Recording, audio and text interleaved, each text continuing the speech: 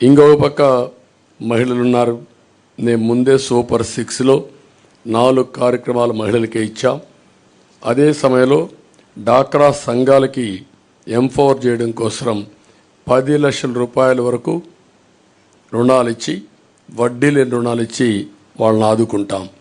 అదే సమయంలో ఈరోజు జరిగే విధానం చూస్తే 10 రూపాయలు ఇచ్చి 100 రూపాయలు అలాగే ఇస్తున్నారు, 1000 రూపాయలు దోచేస్తున్నారు.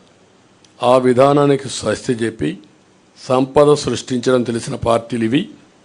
అటు కేంద్రంలో ఉండే ఎన్డీఏ సంపద సృష్టిస్తూ ఉంది.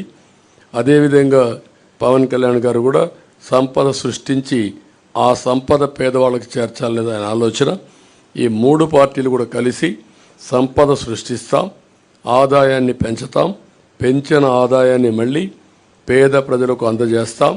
అదే సమయంలో హ్యాండ్ హోల్డింగ్ చేసి మనం ఇచ్చిన డబ్బులతో ఎక్కువ ఆదాయాన్ని సంపాదించుకునే మార్గం కూడా చూపిస్తాం.